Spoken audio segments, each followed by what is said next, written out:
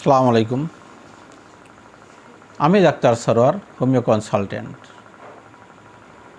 আমি আপনাদের সামনে আজকে যে টপিকটা আলোচনা করব অবশ্যই খুবই গুরুত্বপূর্ণ একটি টপিক। যেই টপিকটা প্রতিটা মানুষের জন্যই প্রয়োজন পড়তে পারে, আর এই টপিকটা শুধু মা বোনদের জন্যই প্রযোজ্য। কাজেই আমার এই ভিডিও আপনারা প্রথম থেকে শেষ পর্যন্ত যদি দেখেন তাহলে ইনশাল্লাহ আপনাদের অনেক উপকারে আসবে।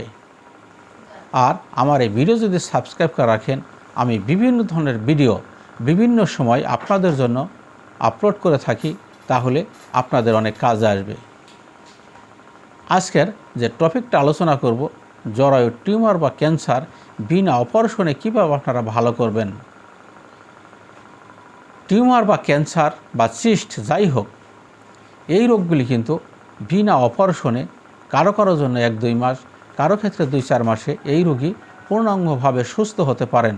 তবে সেই সুস্থটা হতে গেলে আপনাকে অভিজ্ঞ হোমিও ডাক্তারের শরণাপন্ন হতে হবে।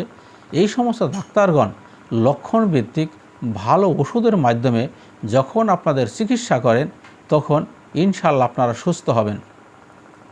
কিন্তু আমাদের দেশের সমস্যা হলো, আপনারা প্রত্যেক হোমিও ডাক্তারকে একই মাপে মাপেন। অ্যালোপ্যাথি ডাক্তারদের মতো হোমিও ডাক্তারদের মধ্যেও অভিজ্ঞ এবং অনভিজ্ঞ বা ছোট বড় আছেন। আপনারা যদি এই ব্যাপারে খোঁজ খবর নেন তাহলে আপনারা নিজেরাও বুঝতে পারবেন। অ্যালোপ্যাথিক যেরকম মুদির দোকানে ট্যাবলেট ক্যাপসুল পাওয়া যায়, এইভাবে ফার্মেসিতে পাওয়া যায়, পল্লী চিকিৎসকের কাছে পাওয়া যায়, নর্মাল MBBS ডাক্তারের কাছে পাওয়া যায়, পর্যায়ক্রমে একজন অধ্যাপক পর্যন্ত আপনারা চিকিৎসা নিয়ে থাকেন। হোমিও চিকিৎসার মাধ্যমে একই রূপ। কাজেই আপনারা চিকিৎসা নেওয়ার আগে ভালো ডাক্তার কিনা, ভালো ওষুধ সে দিতে পারে কিনা, তার কাছে ভালো ওষুধ আছে কিনা, এই ব্যাপারে বিস্তারিত তথ্য নেন। তারপরে এই চিকিৎসার আপনার শরণাপন্ন হন, অবশ্যই ভালো রেজাল্ট পাবেন এবং এই চিকিৎসার জন্য সারা জীবনের জন্যই আপনি সুস্থ হবেন।